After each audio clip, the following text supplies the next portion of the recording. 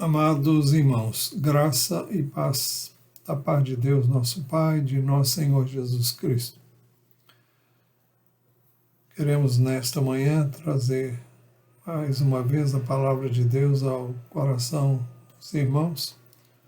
Na realidade, quem pode fazer isso é só o Senhor. Vamos orar pedindo que Ele fale conosco, com você que está me ouvindo, com aqueles que vão ouvir onde estiverem, inclusive com este que fala a vocês nessa hora. Gostaria que você estivesse orando e pedindo que Deus se revelasse a você de uma maneira muito pessoal e especial nesta hora. Senhor, nós te rogamos em nome de Jesus, primeiro te agradecemos por tua bondade para conosco em Cristo Jesus, nosso Senhor. E em nome dele nós te pedimos que o Senhor se revele através da tua palavra, ministrando aos nossos corações, a todos quantos vamos ouvir a tua palavra. Fala conosco, dá-nos o entendimento, o discernimento que precisamos para não apenas ouvir a tua palavra, mas para vivê-la, para praticá-la dia a dia. Que o Senhor nos ajude, então. Vem, pois, nos ouvir, nos atender, traz luz, entendimento, compreensão à tua palavra. À medida em que ela for transmitida, nós pedimos que o Senhor faça isso por graça e bondade. Me capacita para ser um porta-voz do Senhor e da tua palavra. Eu te peço em nome de Jesus. Amém. Muito bem. Nesta manhã, o nosso assunto ainda é relacionamentos. É a 14ª mensagem sobre esse tema. Estamos vendo relacionamentos com o sexo oposto. E o nosso texto básico é 2 aos Coríntios, capítulo 6, versos 14 ao capítulo 7, verso 1.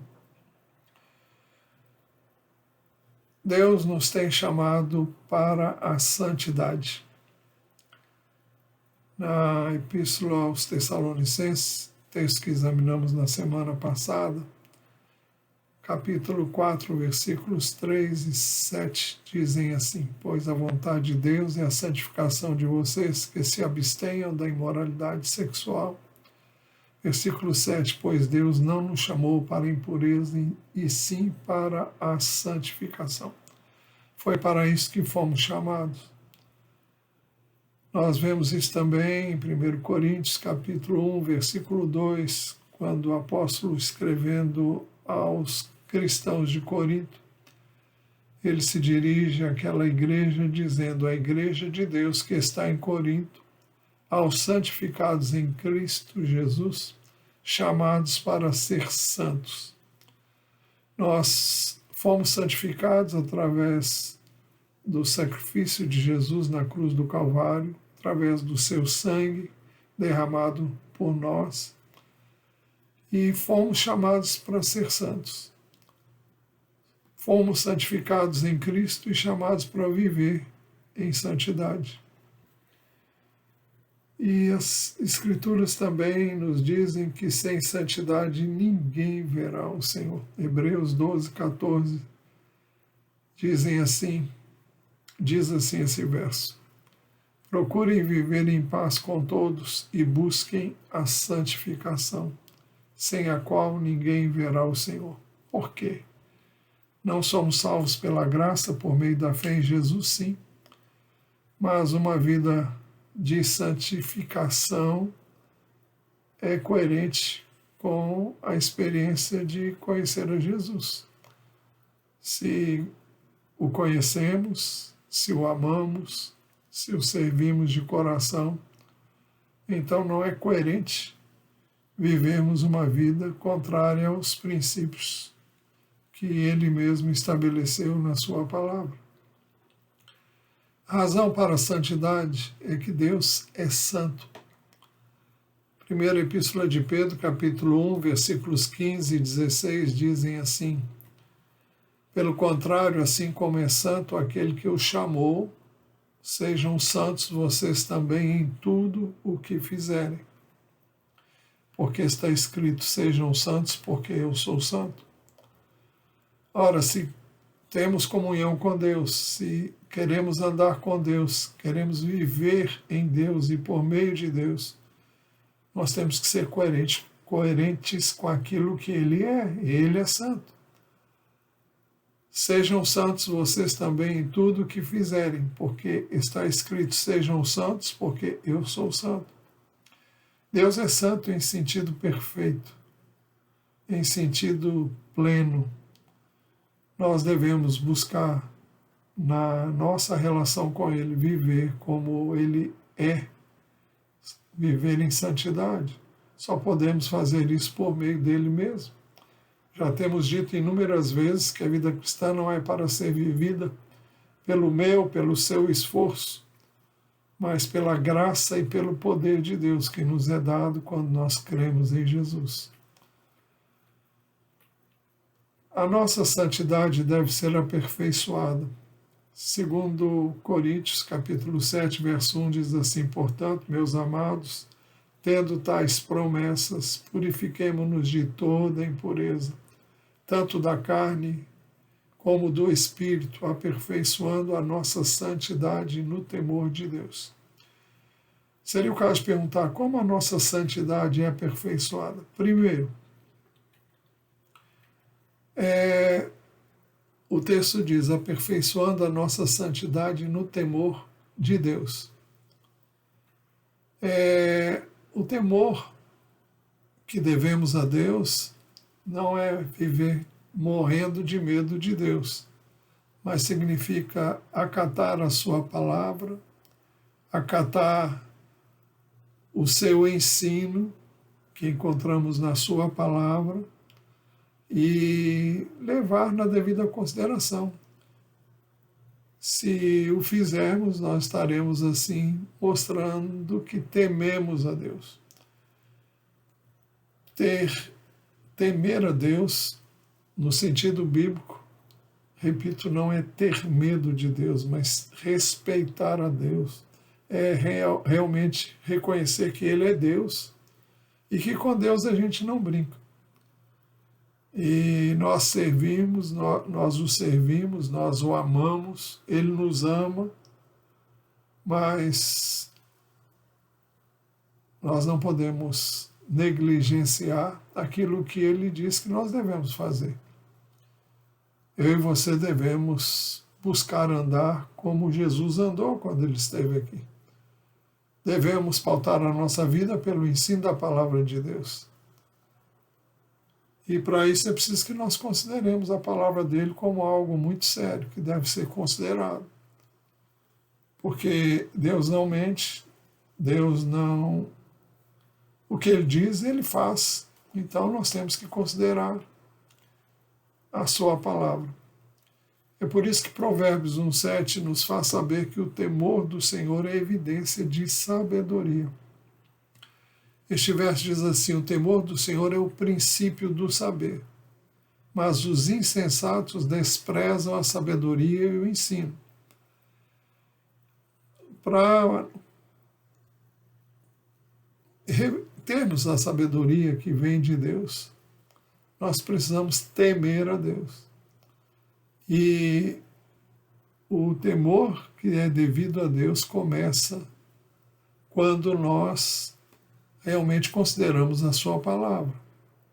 O temor do Senhor é o princípio do saber. Revela a sabedoria quem teme a Deus.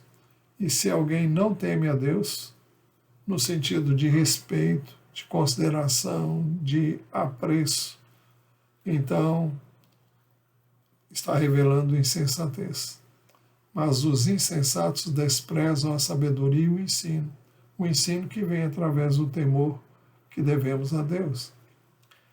O temor do Senhor é evidência do conhecimento de Deus. Provérbios 9, versos 10 e 11, dizem assim estes versos, o temor do Senhor é o princípio da sabedoria, Conhecer o santo é uma referência a Deus, que é santo, é ter entendimento. Porque por mim se multiplicam seus dias e aumentarão os anos de sua vida.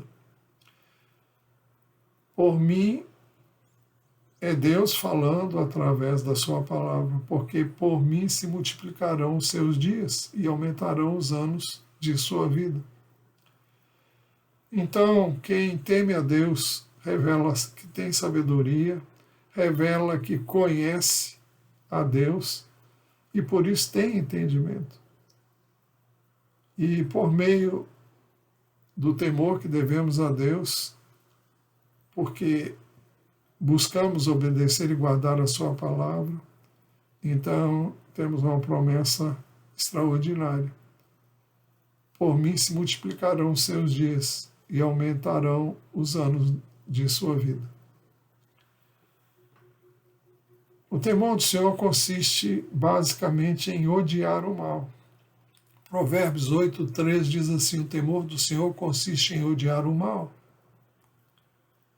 E aqui tem o que Deus diz através da sua palavra: eu odeio a soberba, a arrogância, o mau caminho, a boca que fala coisas perversas.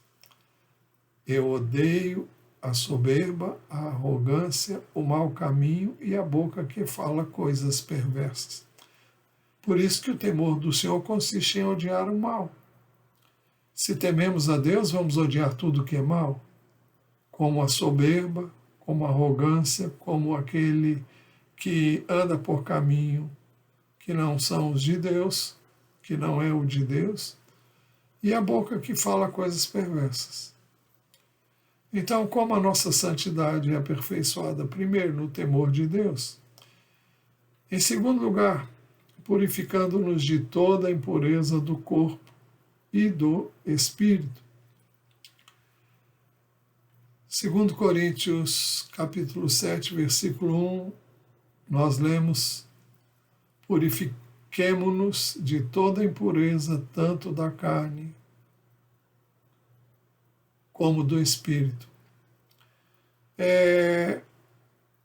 Aqui está se referindo, quando fala de impureza da carne, a impureza do corpo.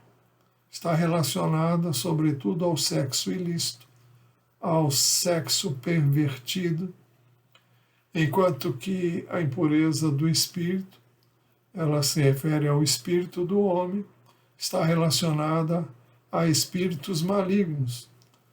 E quem está envolvido com espíritos malignos? Aqueles que se dão à idolatria.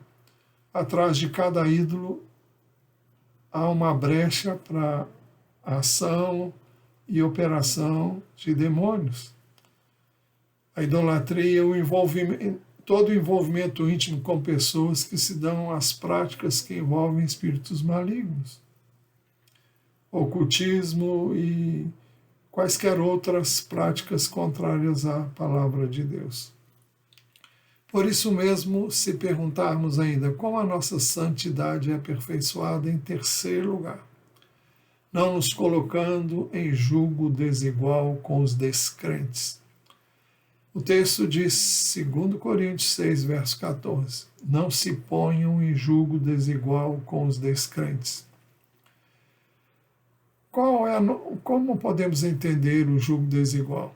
A noção do jugo desigual podemos entender, vamos imaginar uma peça de madeira bem mais espessa do que a largura dos meus braços, e imaginemos uma peça de madeira bem espessa, talvez com a espessura de um palmo de altura, e bem forte.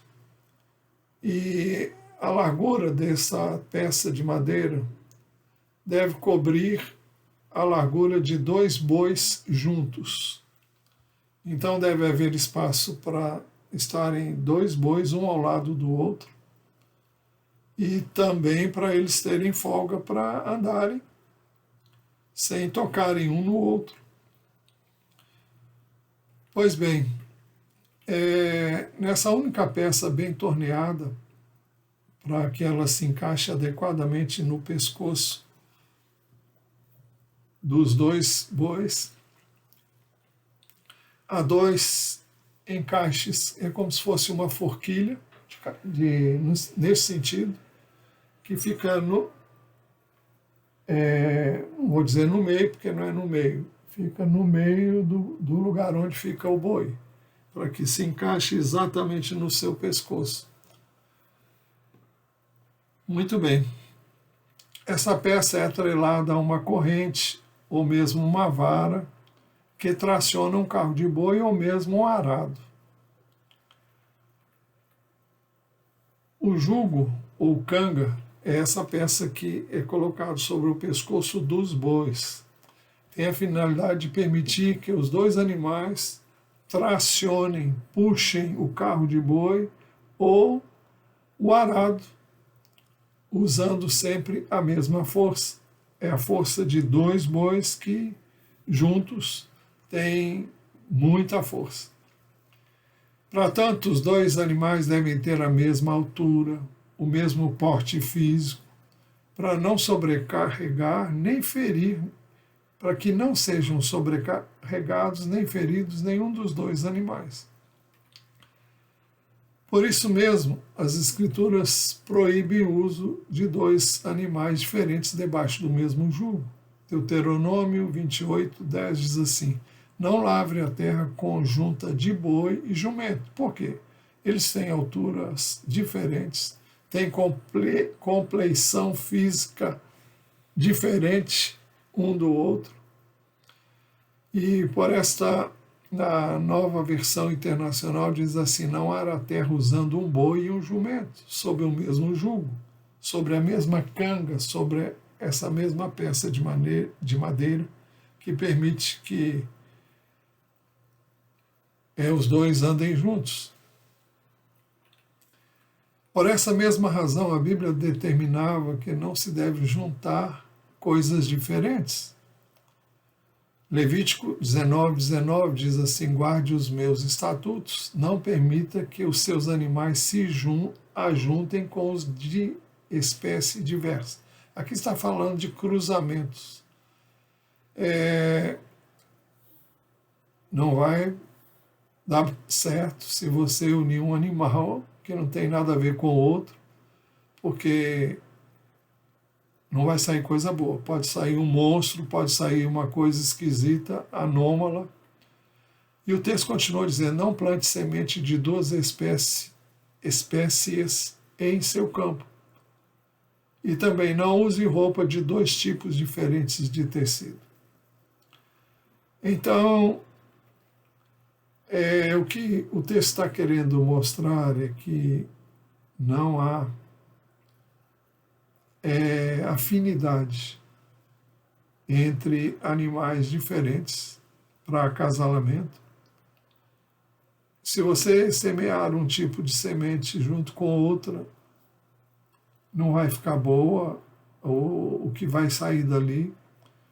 E você também não tem como tecer, pelo menos no sistema mais antigo, dois tipos de tecido. Por exemplo, lã e linho. Bem, falando em sementes, hoje os transgênicos estão em alta na agricultura. E na internet nós encontramos alguns prós e contras relacionados aos alimentos transgênicos. Dentre as vantagens dos alimentos transgênicos, podemos citar a capacidade de produção de sementes com qualidade nutritiva maior que as sementes orgânicas, dizem os entendidos. Também o aumento e a melhoria na produtividade, pela maior resistência às doenças e pragas, também pela redução nos custos de produção e a expansão no conhecimento científico. Agora, as desvantagens. As principais desvantagens incluem, primeiro, problemas de saúde. estimulação ao aparecimento de alergias, porque foi algo que não foi algo que Deus fez, foi algo que foi modificado. E também a possibilidade de serem carcinogênicos, ou seja, de produzirem cânceres, ou até mesmo serem prejudiciais à saúde. Além de problemas ambientais, como perda da biodiversidade, incentivo ao aparecimento de pragas mais resistentes na natureza. Atualmente, as pragas não são tão efetivas e não conseguem grandes coisas nos transgênicos, mas com o tempo vão se desenvolver pragas que serão piores do que as que já existiam. Bom, este mesmo princípio se aplica no namoro e no casamento. Por isso que, 2 Coríntios 6,14 diz assim, não se ponham em julgo desigual com os descrentes. É exatamente por isso e pela mesma razão que Deus, através do profeta Amós, no capítulo 3, versículo 3, pergunta, será que dois andarão juntos se não estiverem de acordo? Quando lemos esse texto, o contexto nos mostra que Deus está falando dele mesmo com aqueles que se diziam tementes a ele. Como é que eu e você podemos andar juntos se não estivermos de acordo? Por isso que no início nós vimos que Deus é santo e nós também devemos ser santos, porque se quisermos andar com Ele, nós temos que andar segundo aquilo que Ele é e não buscar outros propósitos que não os dele para o nosso bem. É por isso que 2 Coríntios 6,14 diz, não se ponham em julgo desigual com os descrentes. Mas o que vimos antes disso, o que vimos em Amós 3,3, será que dois andarão juntos se não estiverem de acordo? Todos nós sabemos que a união entre um homem e uma mulher, ou seja, o casamento, é um relacionamento, não vou dizer difícil, mas requer que você tenha o mínimo de unidade com aquela pessoa com quem você vai se casar. Então é importante que vocês estejam de acordo, para que vocês possam andar juntos, caminhar juntos ao longo da vida. E é por isso que o texto diz, não se ponham em julgo desigual com descrentes. Quem são os descrentes? Primeiro, os descrentes são aqueles que declaram que Deus não existe. Salmo 53, verso 1 diz assim, diz o insensato no seu coração, não há Deus. Corrompem-se e praticam a iniquidade, já não há quem faça o bem.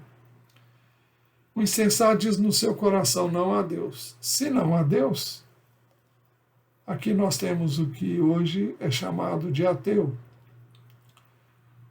O ateu diz, Deus não existe. Se Deus não existe, eu posso fazer o que eu quero. Então ele não está nem aí, porque para nada ele diz, Deus não existe, e se Deus não existe, eu posso fazer o que eu quero. Ou seja, não vai haver punição, não vai haver consequência. Então, para mim, alguém diz, Deus não existe, e por isso eu faço o que me dá na cabeça.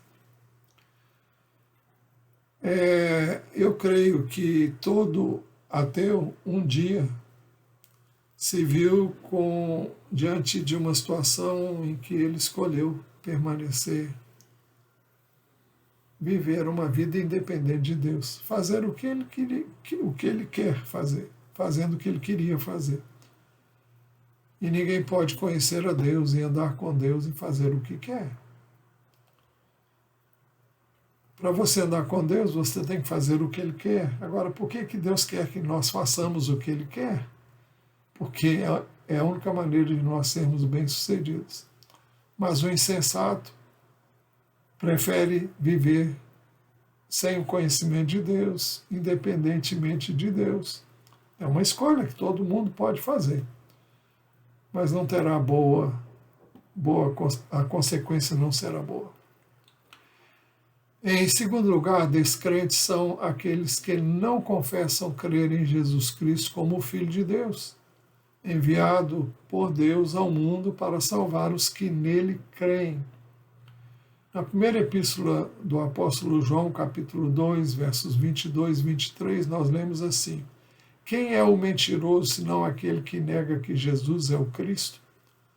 Este é o anticristo, o que nega o Pai e o Filho.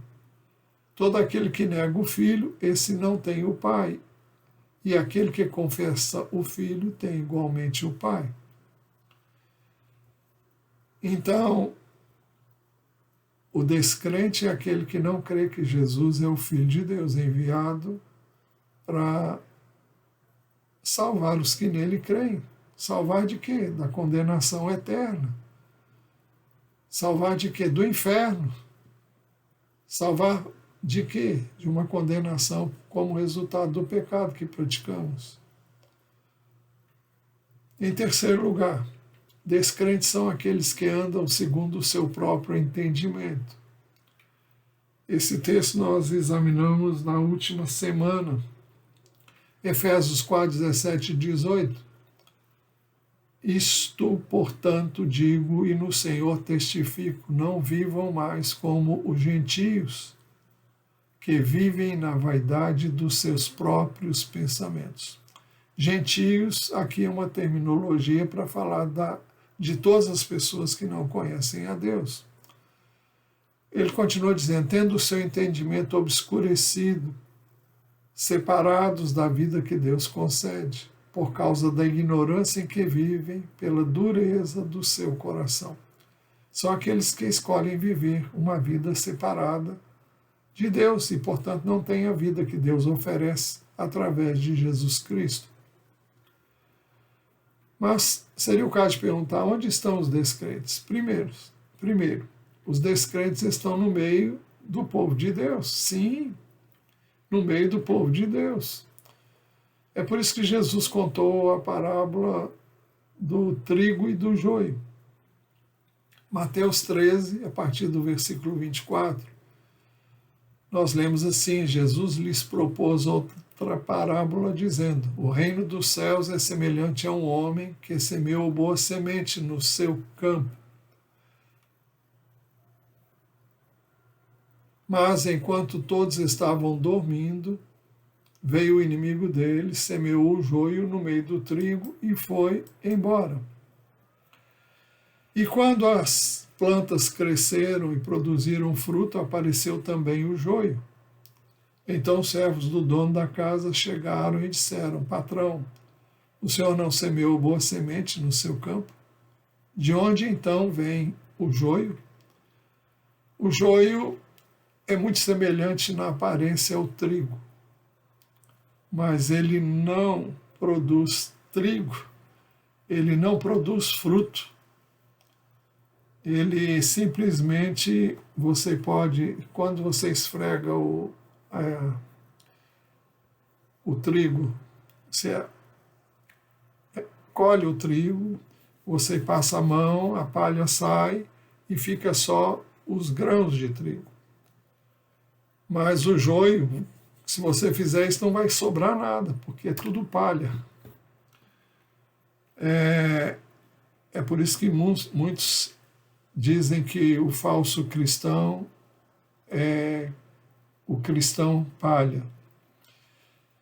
Pois bem, os servos do dono da casa chegaram e disseram, patrão, o senhor não semeou boa semente no seu campo, de onde então vem o joio? Ele, porém, lhes respondeu, um inimigo fez isso. Mas os servos lhe perguntaram, o senhor não quer que a gente vá e arranque o joio? O dono da casa respondeu, não, porque ao separar o joio, vocês poderão arrancar também com ele o trigo. Deixem que cresçam juntos até a colheita.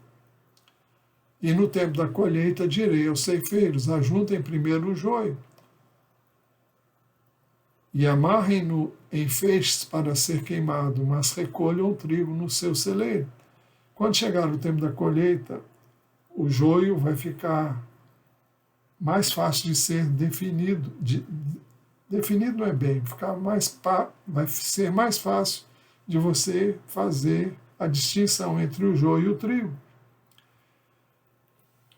Bem, para entendermos isso, Jesus explicou isso aos discípulos.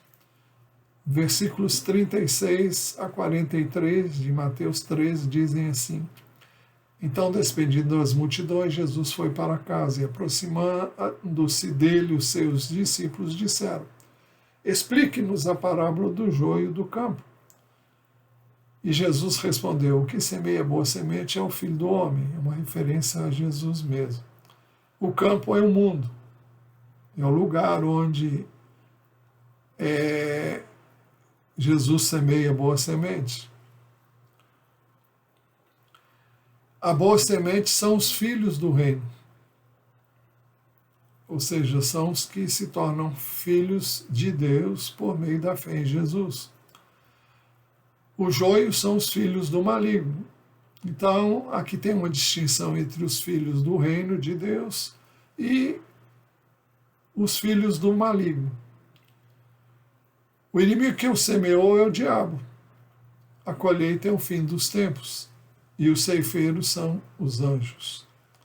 Pois assim como o joio é colhido e jogado no fogo, assim será no fim dos tempos. O Filho do Homem, ou seja, Jesus, mandará os seus anjos, que ajuntarão do seu reino todos que servem de pedra de tropeço e os que praticam o mal.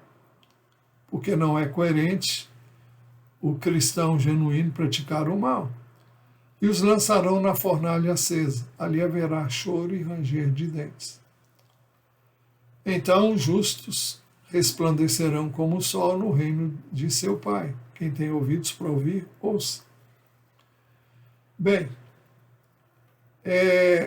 assim muitos estão nas igrejas, mas não são de Deus. Não creem em Jesus de verdade. Não têm o temor do Senhor. Quem é que traz essas pessoas para as igrejas? O texto nos ensina que é o próprio diabo. Para quê? Para poder corromper, para poder influenciar aqueles que são verdadeiramente de Deus, com o propósito de desviá-los dos caminhos de Deus. Eles dizem ser cristãos, mas vivem, falam e andam como descrentes. Na igreja, às vezes, tem a aparência de cristãos. Por isso que o apóstolo Paulo, escrevendo a Timóteo, na segunda epístola, capítulo 3, versículo 5, ele diz que essas pessoas têm forma de piedade. O texto diz: tendo forma de piedade, mas negando o poder dela. Fiquem longe também destes. Tem aparência de uma vida piedosa. Vida piedosa é uma vida devotada a Deus, mas negam o poder dela. Uma pessoa piedosa, uma pessoa devotada a Deus, uma pessoa temente a Deus, ela tem o poder de Deus para viver a vida como Deus planejou. Na realidade, eles gostam de viver como vivem os descrentes. Eles têm um namoro impuro, têm vida sexual ativa sem serem casados, têm vida extraconjugal, têm relacionamentos ilícitos e impuros, não pagam as suas dívidas, não cumprem os seus compromissos, não honram a sua palavra, não dão o dízimo, são irresponsáveis em relação a Deus, são desobedientes aos pais e às autoridades, enfim, não têm o temor do Senhor. Fazem tudo isso porque não estão nem aí para Deus. Eles dizem ser cristãos e estão nas igrejas, mas vivem na prática do pecado. O apóstolo Paulo, escrevendo aos cristãos de Corinto, na segunda epístola, capítulo 12, verso 21, ele diz: tenho receio de que, indo outra vez, o meu Deus me humilhe diante de vocês, e eu venha chorar por muitos que no passado pecaram e não se arrependeram da impureza, da imoralidade e da libertinagem que praticaram. Por que não se arrependeram? Porque não são, de fato, do Senhor. E o apóstolo Paulo disse, olha, eu tenho receio de quando eu voltar a estar com vocês, eu tenho essa tristeza de ver que muitos que pecaram não se arrependeram da impureza, da imoralidade sexual, da libertinagem que praticaram. Você pode até ter praticado tudo isso, mas uma vez que você conhece a Cristo, não há mais por que viver ter esse tipo de procedimento. É por isso também que a Bíblia diz que nós não devemos nos associar com aqueles que se dizem cristãos e vivem como descrentes. Escrevendo a primeira epístola aos Coríntios, capítulo 5, a partir do verso 9, o apóstolo Paulo escreveu, na outra carta, já escrevi a vocês que não se associassem com os impuros. Refiro-me com isso não propriamente aos impuros deste mundo, aos avarentos, ladrões ou idólatras, pois neste caso vocês teriam que sair do mundo, ou seja, vocês não têm que se afastar das pessoas porque elas não são cristãs. Mas não há como ter intimidade com essas pessoas, não há como viver uma vida de unidade com essas pessoas. Então, ele está dizendo que eu não devo me associar, eu não devo me envolver. E aqui o contexto que nós estamos examinando hoje é o contexto de um relacionamento com vistas a um casamento futuro. Então, eu não devo me relacionar com alguém que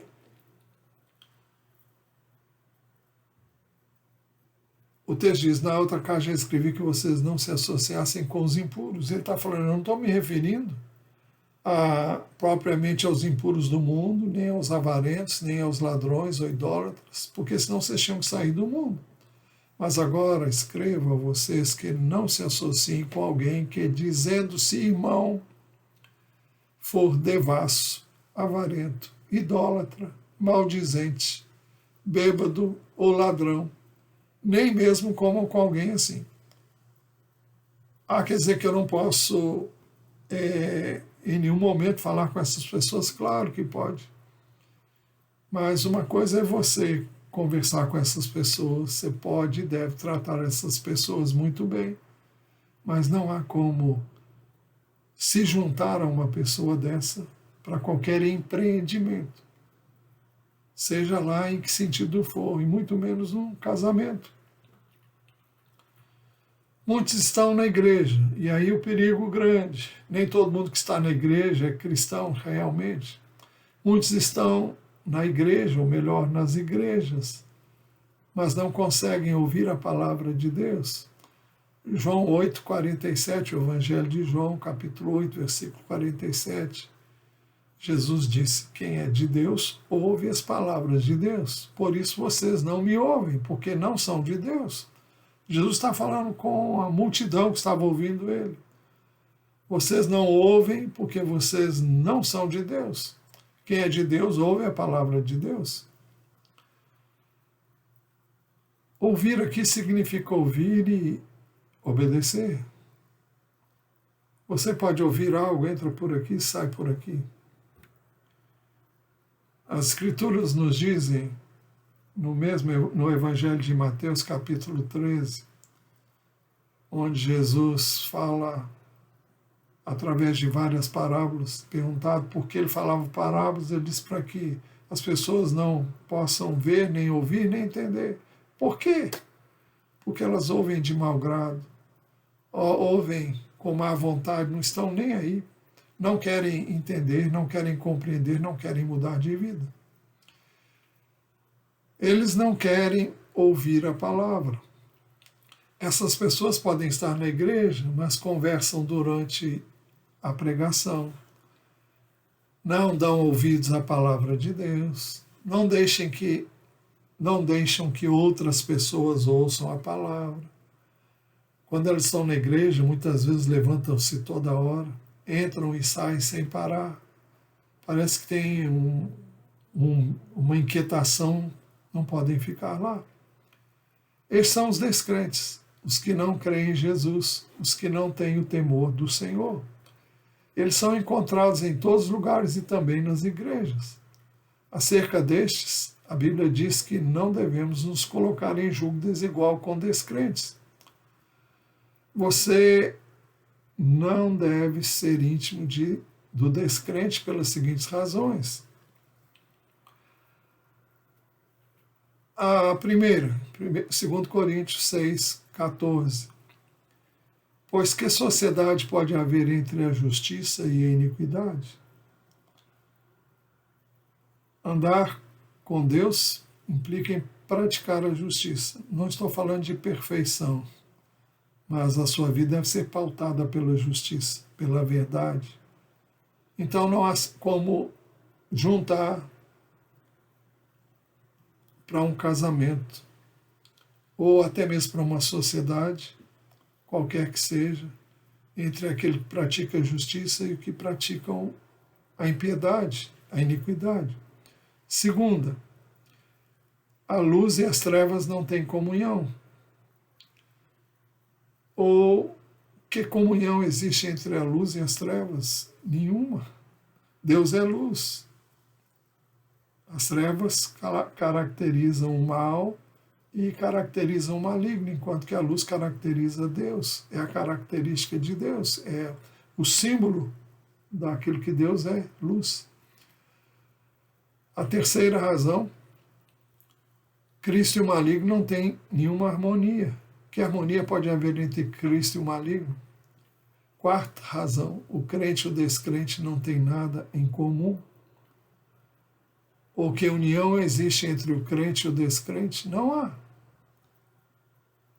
Um casamento assim vai ser muito doloroso, muito triste. Quinta razão, o templo de Deus e os ídolos não encontram acordo. Que ligação, verso 16, há entre o santuário de Deus, que é o nosso corpo, e os ídolos? Ou que é a própria igreja do Senhor, também é uma figura da igreja. Porque nós somos, aqui está falando do corpo mesmo, porque nós somos santuário do Deus vivo, como ele próprio disse. Então Deus habita em nós, nós somos o lugar onde Deus vive, e nós não podemos nos dar a idolatria. Idolatria não é só você se prostrar diante de uma imagem, mas idolatria é você ter qualquer coisa que você coloca no lugar de Deus. Tudo que é mais importante do que Deus.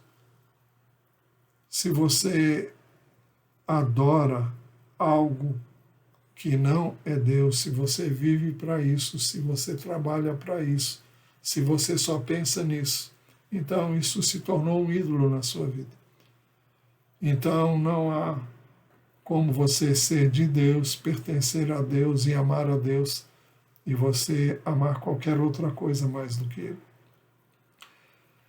A união do crente com o incrédulo causa poluição e contaminação espiritual. Provérbios 25, 26 diz: como fonte que foi turvada e manancial contaminado, assim é o justo que cede ao ímpio. Se nós nos unirmos, seja para qual finalidade for, para o casamento ou uma sociedade com um ímpio, é como se eu estivesse me deixando corromper, porque não há ligação, não há. É como a água que foi turvada, é um manancial de água limpa que foi. Alguém pisou ali, sujou, e a água de repente ficou turvada. A união do crente com o incrédulo causa degeneração espiritual. Por isso que em Deuteronômio 22, 9 diz: não plante outra semente na sua vinha, para que não se profane toda a produção, tanto da vinha quanto da semente que você plantou. Não há como misturar a vindima, ou seja, a colheita de uma semente boa e uma semente má. Não vai prestar. Uma vai contaminar a outra. Mas a sexta razão, O Senhor prometeu habitar conosco, mas Ele requer santidade. Habitarei e andarei entre eles e serei o seu Deus, e eles serão o meu povo.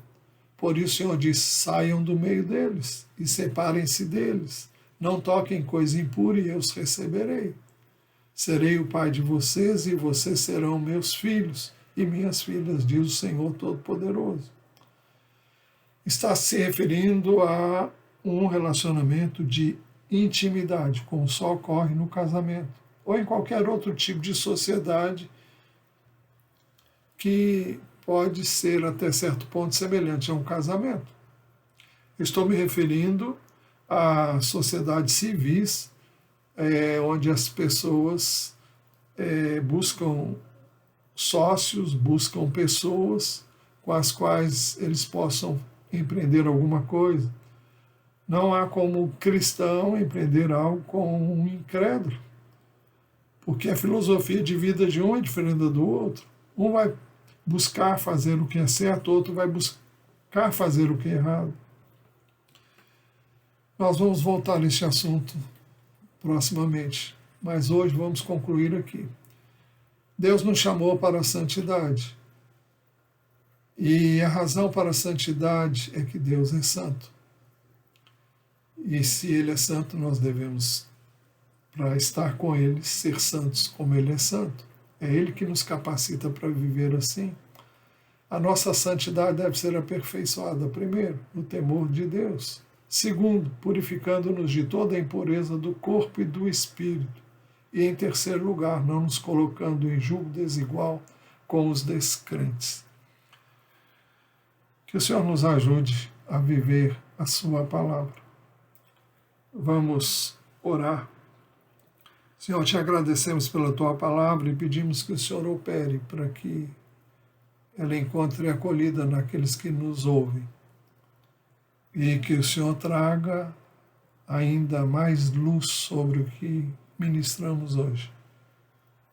E que o Senhor nos dê a graça de viver a tua palavra, para andarmos na luz como tu estás na luz, para vivermos uma vida de santificação, porque tu és santo. Te damos graça porque não somos santos em nós mesmos, nem por nós mesmos. Para isso Jesus veio, deu a sua vida por nós, derramou o seu sangue, mas nos deu também do seu Santo Espírito, para que por meio dele possamos viver uma vida de santidade. Então ajuda-nos a sermos coerentes e olhe para nós com benignidade, com graça abundante. Nós oramos em nome de Jesus. Amém.